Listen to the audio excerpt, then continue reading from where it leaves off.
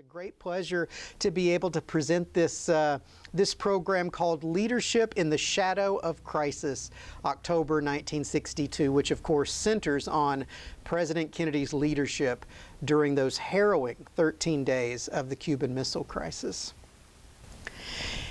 In October 1962, 21 months into his presidency and a little more than a year before his tragic assassination in Dallas, John F. Kennedy faced the toughest challenge of his presidency.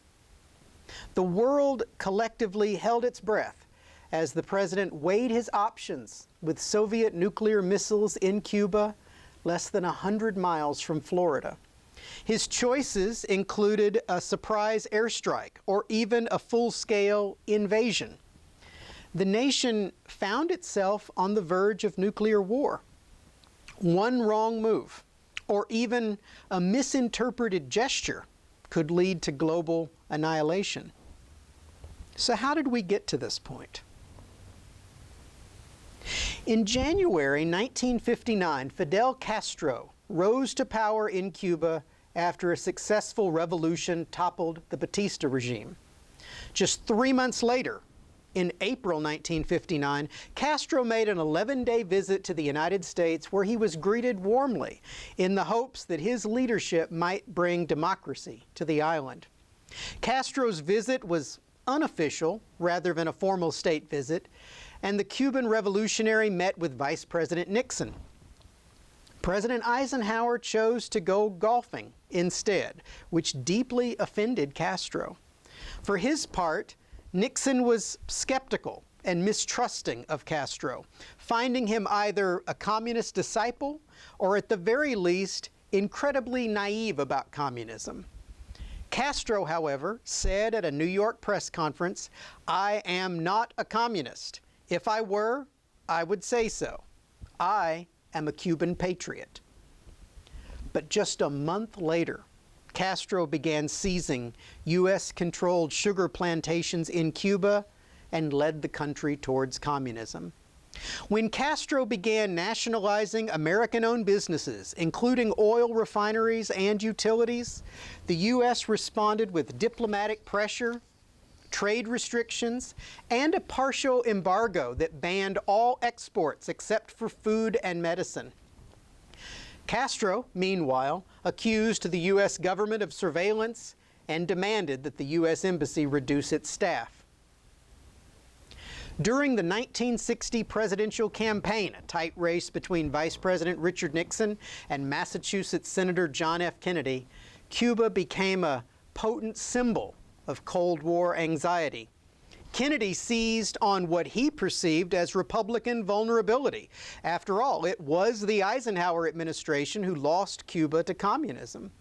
Nevertheless, Nixon repeatedly argued that Cuba was not lost and insisted that Eisenhower had followed a difficult but proper course. At a Pennsylvania rally less than 2 months before the election, Kennedy said, "Cuba is a communist satellite today. We have talked tough, but we do not have a magnificent record of halting the advance of communism and strengthening the spread of freedom. If you can't stand up to Castro, how can you be expected to stand up to Khrushchev?" Nixon, meanwhile, tried to portray the young senator as naive about Cuba, accusing Kennedy of playing politics with national security.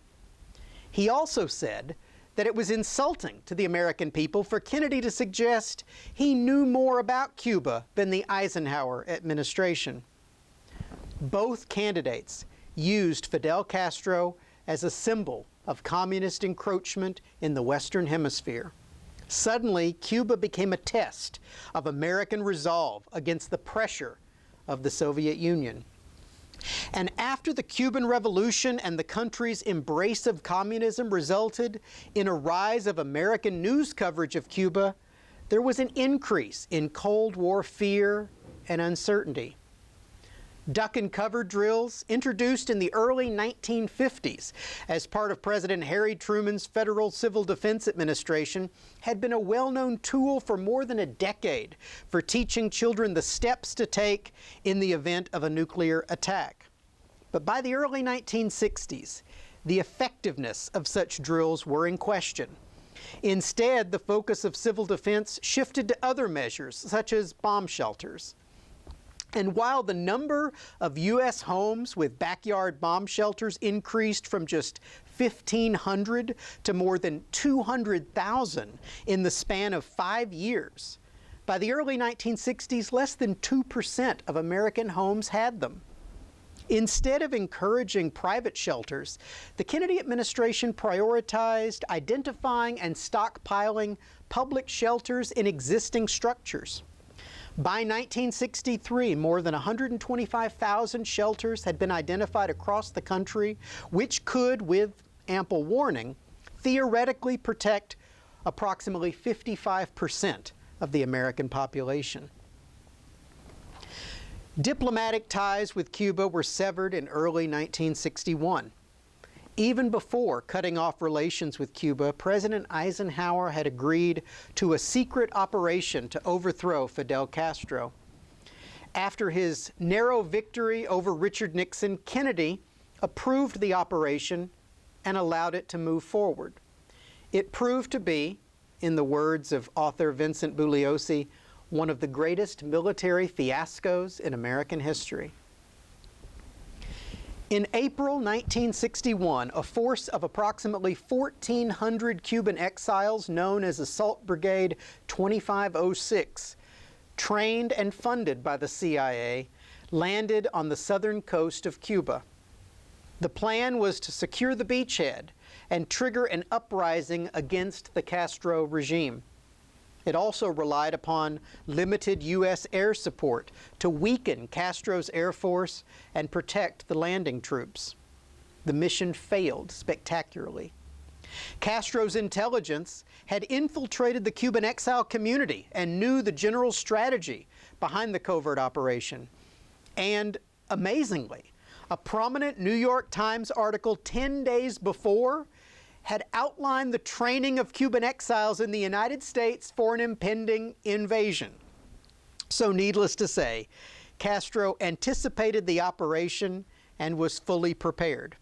He deployed forces to the potential landing areas, and the exiles were severely outnumbered. Meanwhile, the hoped-for uprising among the Cuban people never materialized, and at the last minute, Kennedy withheld air support, so the mission quickly collapsed. The end result was the exact opposite of the goal. The Bay of Pigs fiasco actually strengthened Castro's position in Cuba and cemented his distrust of the United States. Meanwhile, the Soviet Union offered the island economic support, oil, and weapons. John F. Kennedy had been President of the United States only 86 days when the Bay of Pigs disaster occurred, and it was an embarrassing international setback for the young president, exposing his leadership weaknesses at that time. Kennedy had been overly confident in the intelligence he was given, failed to challenge assumptions by both the military and the CIA, and by canceling air cover made a critical split-second decision which backfired. The president faced a firestorm of criticism in the immediate aftermath of Bay of Pigs. At a press conference in April 1961, he famously quipped that victory has 100 fathers and defeat is an orphan, taking full accountability as the responsible officer of the government. But privately, he was angry, particularly at the CIA. He was determined to learn lessons from the operation and took action, forcing the resignations of key CIA officials and plotting the agency's potential reorganization. At the time, Kennedy said to his friend, longtime Washington Post editor Ben Bradley, "The first advice I'm going to give my successor is to watch the generals and to avoid feeling that because they were military men, their opinions on military matters were worth a damn." So the Bay of Pigs spurred his evolution as a leader. He admitted the mistakes to Khrushchev and doubled down on preparing U.S. defenses to counter Castro. This included a covert program called Operation Mongoose, authorized by President Kennedy in 1961.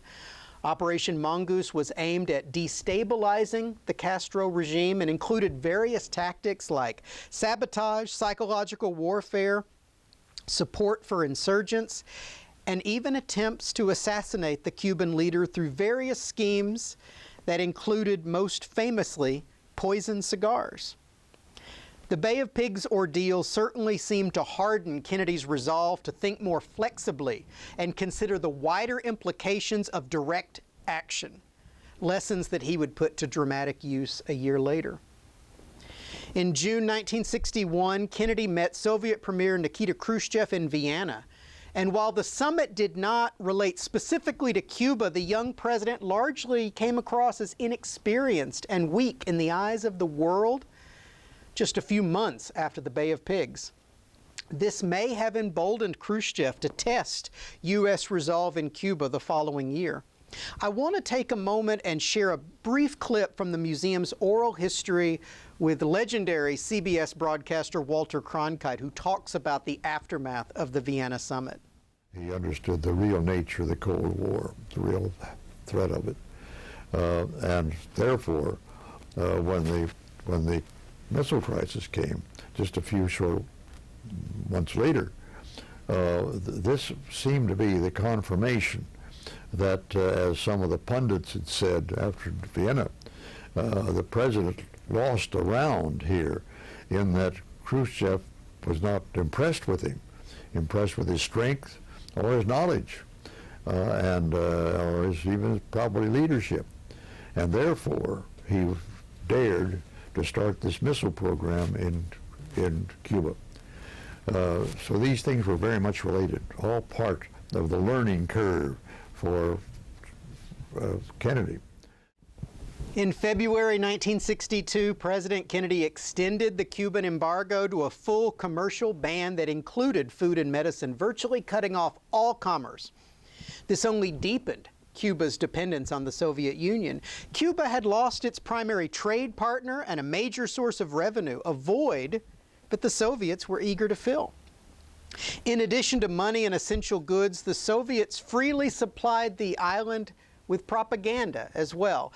They framed their aid as a defense of Cuban sovereignty and self-determination against the United States, which they portrayed as a hostile and imperialistic superpower. And so, in part to deter another U.S. invasion, the Soviet Union began to secretly install nuclear missiles on the island in the summer of 1962.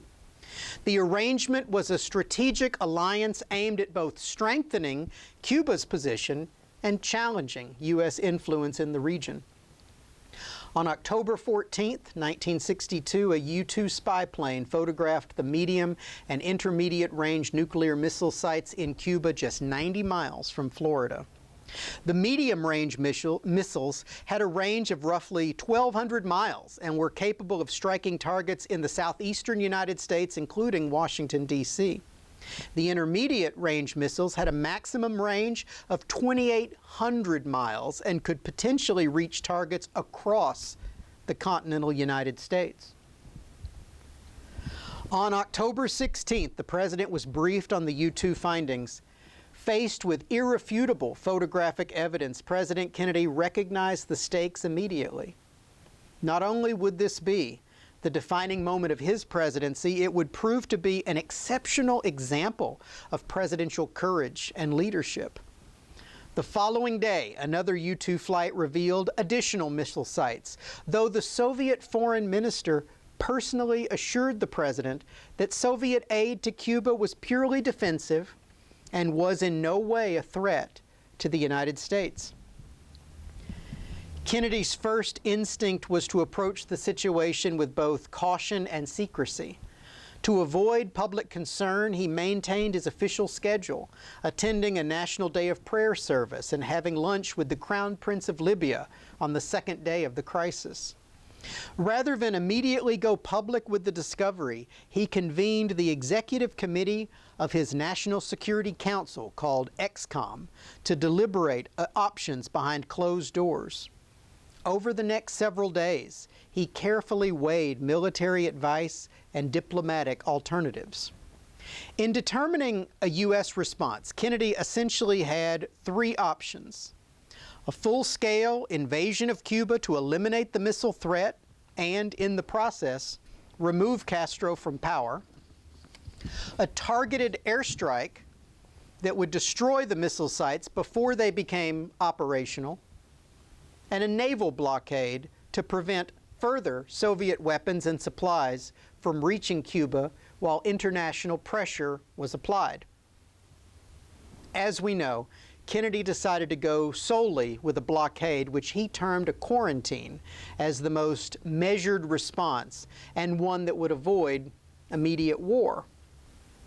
How did Kennedy reach this decision? The president demonstrated a willingness to consult and take in all perspectives, allowing for both hawkish voices like General Curtis LeMay's invasion plan and moderate viewpoints like Secretary of State Dean Rusk's pleas for negotiation.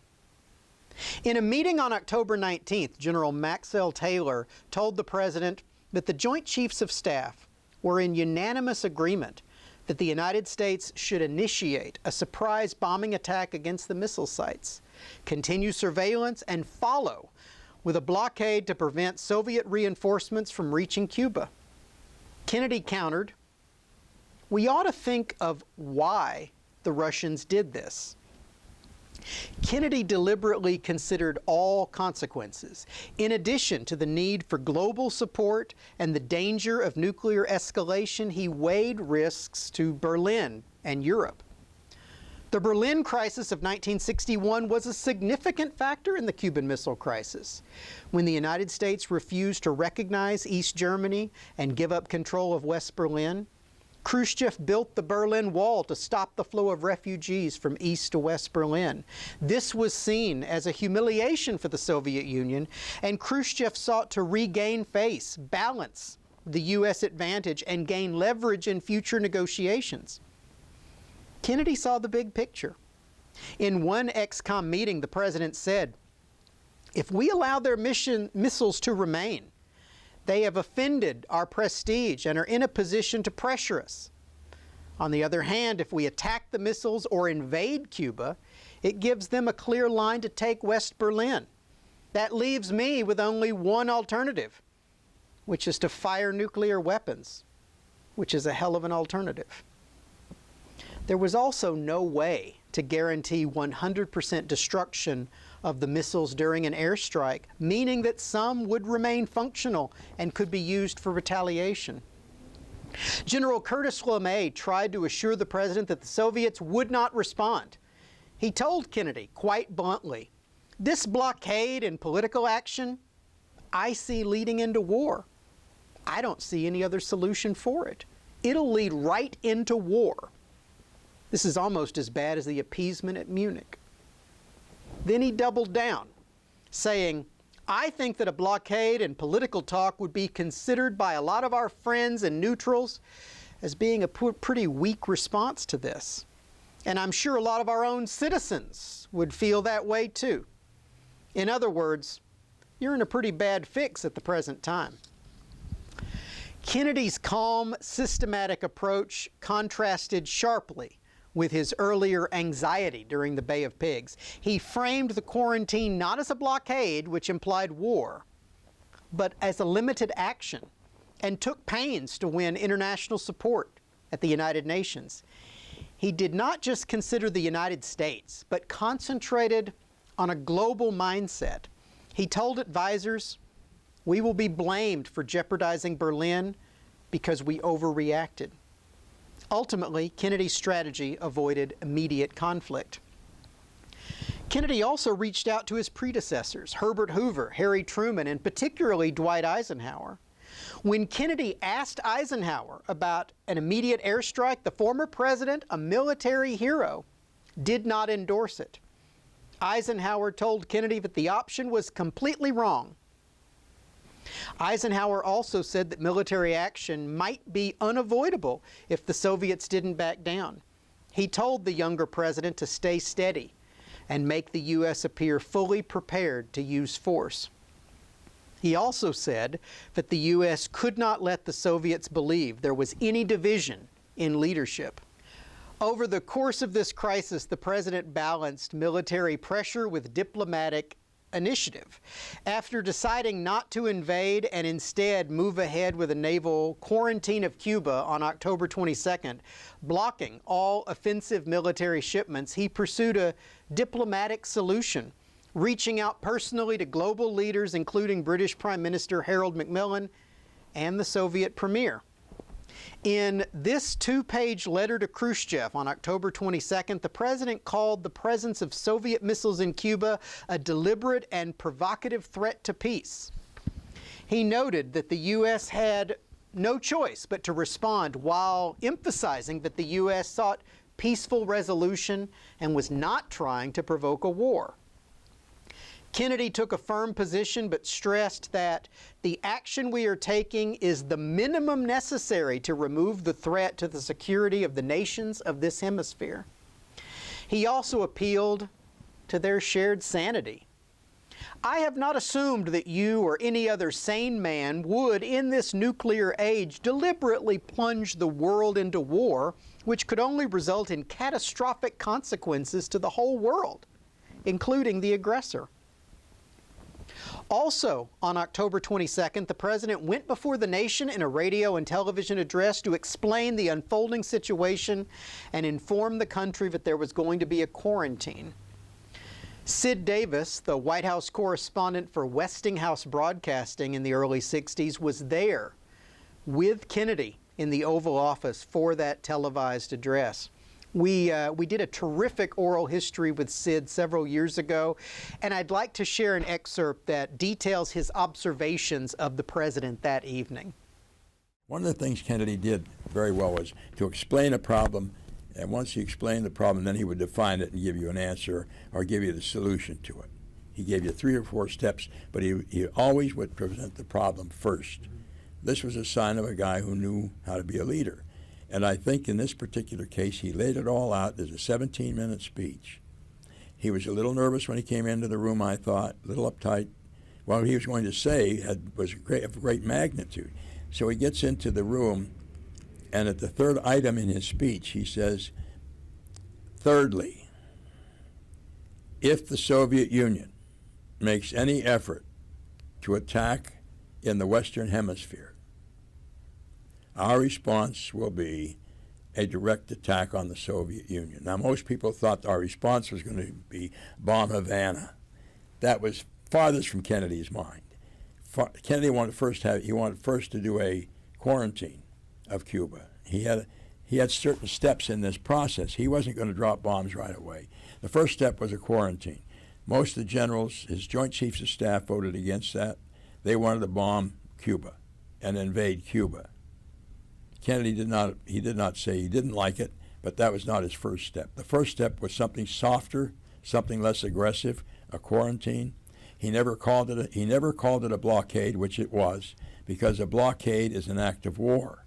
So he knew history, so he never called it what it really was. Naturally, I also want to share a brief portion from President Kennedy's historic address on October 22nd, 1963. The whole speech ran 18 minutes, so what I did was highlight just a couple of portions where the president presents the crisis to the American public and then methodically outlines the steps the country's going to take. This government, as promised, has maintained the closest surveillance of the Soviet military buildup on the island of Cuba.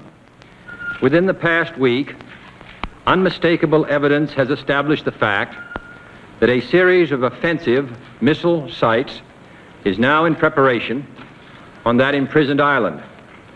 The purpose of these bases can be none other than to provide a nuclear strike capability against the Western Hemisphere. Acting, therefore, in the defense of our own security and of the entire Western Hemisphere, and under the authority entrusted to me by the Constitution, as endorsed by the resolution of the Congress, I have directed that the following initial steps be taken immediately. First, to halt this offensive buildup, a strict quarantine on all offensive military equipment under shipment to Cuba is being initiated. All ships of any kind bound for Cuba, from whatever nation or port, where they're found to contain cargoes of offensive weapons, be turned back. This quarantine will be extended, if needed, to other types of cargo and carriers. We are not at this time, however, denying the necessities of life, as the Soviets attempted to do in their Berlin blockade of 1948. Second, I have directed the continued and increased close surveillance of Cuba and its military buildup. The foreign ministers of the OAS, in their communique of October 6, rejected secrecy on such matters in this hemisphere. Should these offensive military preparations continue, thus increasing the threat to the hemisphere, further action will be justified.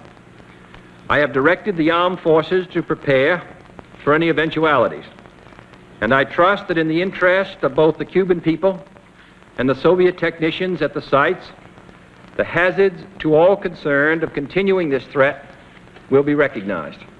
Third, it shall be the policy of this nation to regard any nuclear missile launched from Cuba against any nation in the Western Hemisphere as an attack by the Soviet Union on the United States, requiring a full retaliatory response upon the Soviet Union. The cost of freedom is always high, but Americans have always paid it. And one path we shall never choose, and that is the path of surrender or submission.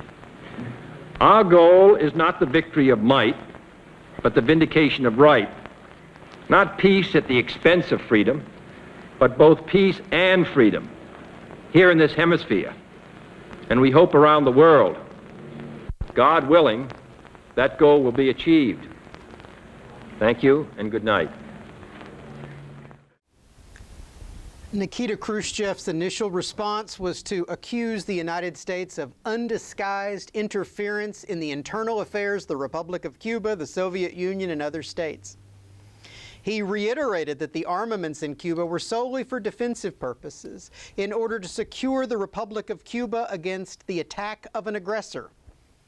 He followed up the next day with a more heated letter stating, "You, Mr. President, are not declaring a quarantine, but rather are setting forth an ultimatum and threatening that if we do not give in to your demands, you will use force.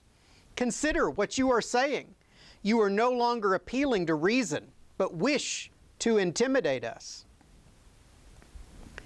There had been 25 Soviet ships in the Atlantic heading for Cuba, carrying more aid and military materials, each being tailed by a submarine at the start of the quarantine. Despite Khrushchev's indignant response to Kennedy, Soviet freighters turned and headed back to Europe. One ship stopped on October 26, the 11th day of the crisis, was searched for contraband and then allowed to proceed.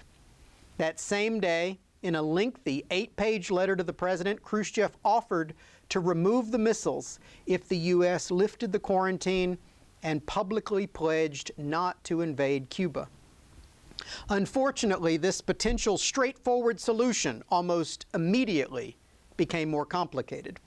The next day, a second letter from Khrushchev added the condition that the U.S. needed to remove its Jupiter missiles from Turkey, where they were installed just a few hundred miles from the Soviet border and could have easily reached several major Soviet cities, including Moscow. For Khrushchev, it was an opportunity to restore strategic balance in the Cold War and stand up to American power.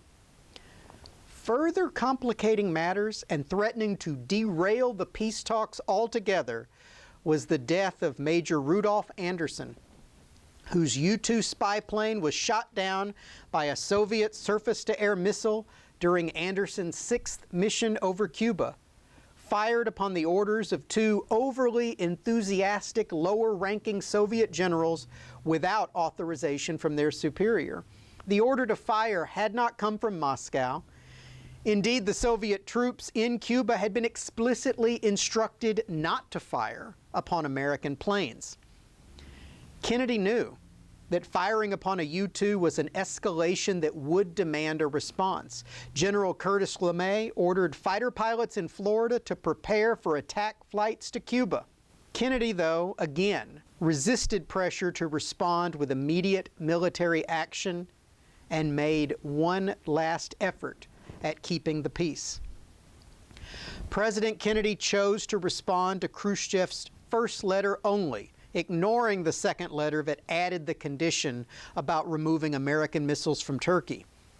He agreed to provide safe passage to Soviet ships transporting the missiles out of Cuba and to not attack Cuba after the Soviets left.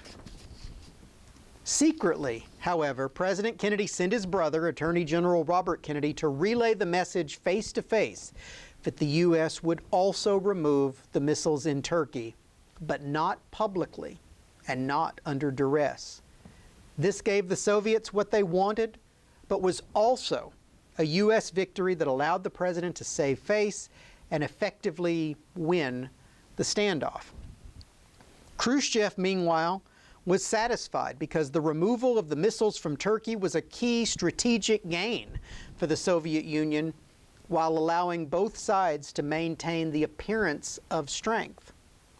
On October 28, 1962, Khrushchev accepted the deal, putting an end to the 13-day crisis. The blockade came to a full end on November 20th, while the last of the missiles were out of Cuba by December. As the ships were leaving, U.S. planes flew over the ships and took photographs of the decks to obtain proof of the missiles leaving Cuba. Soviet sailors reportedly lifted the tarps covering the missiles so they could be photographed. As for Major Rudolph Anderson, he was the only combat death among the 11 U-2 pilots that flew over Cuba during the missile crisis. He was posthumously awarded the Air Force Cross, as well as the Air Force Distinguished Service Medal and the Purple Heart. Although today considered something of a forgotten casualty of the Cuban Missile Crisis, his death was a significant turning point and likely influenced the rapid de-escalation of the situation.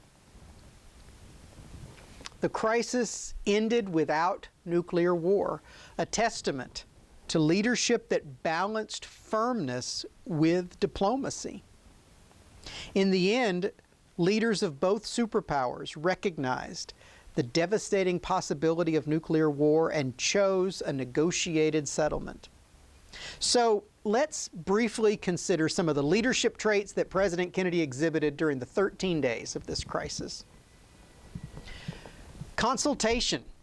He contacted world leaders and past presidents and invited discourse with even his harshest critics. A resistance to impulse. Despite military advice that the U.S. remove Castro once and for all, Kennedy avoided action that would lead to war while pursuing softer diplomatic solutions, while always reserving the right to strike if the negotiations failed.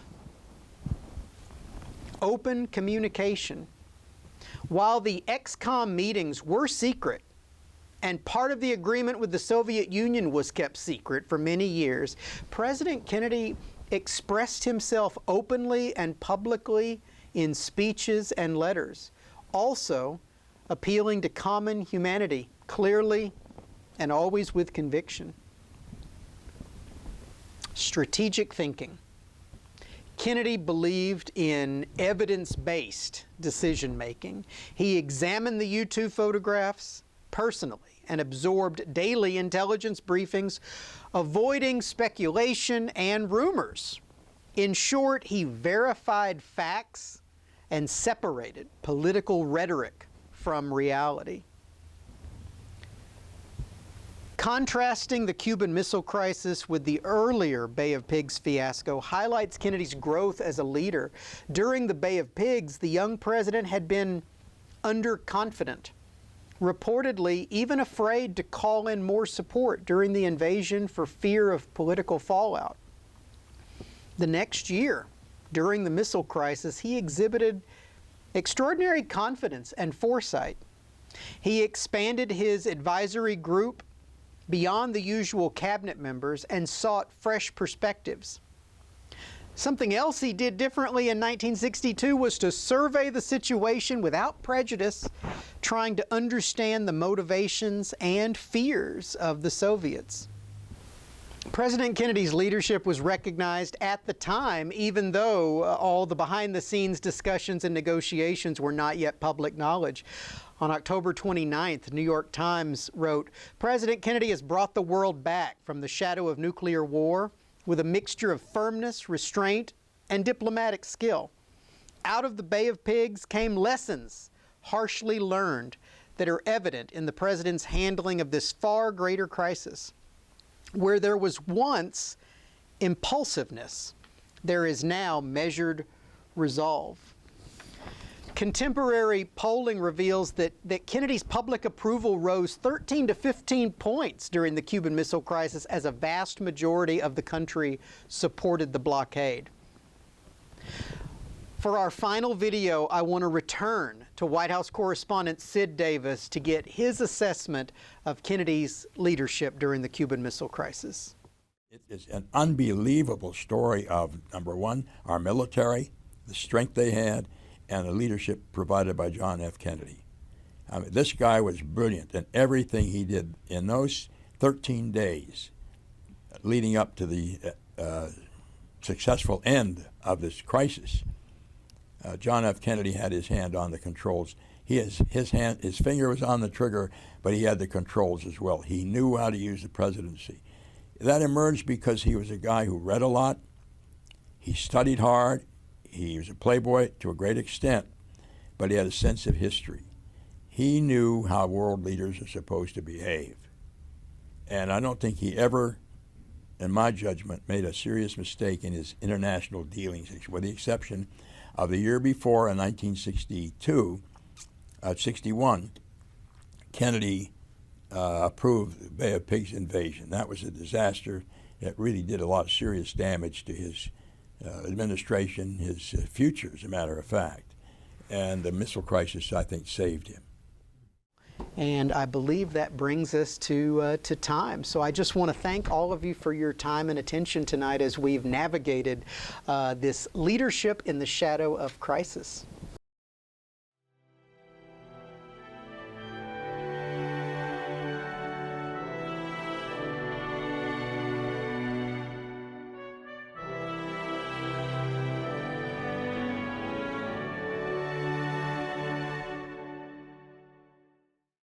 Hi, I'm Lisa, the Membership and Development Manager for the 6th Floor Museum at Dealey Plaza. And if you like what you saw today on our YouTube channel, we invite you to join the museum. Continue your experience with us by becoming a member today. Members get more. They receive exclusive discounts in our museum store, complimentary admission passes, and invitations to special events throughout the year. Join today at jfk.org/join, and thank you.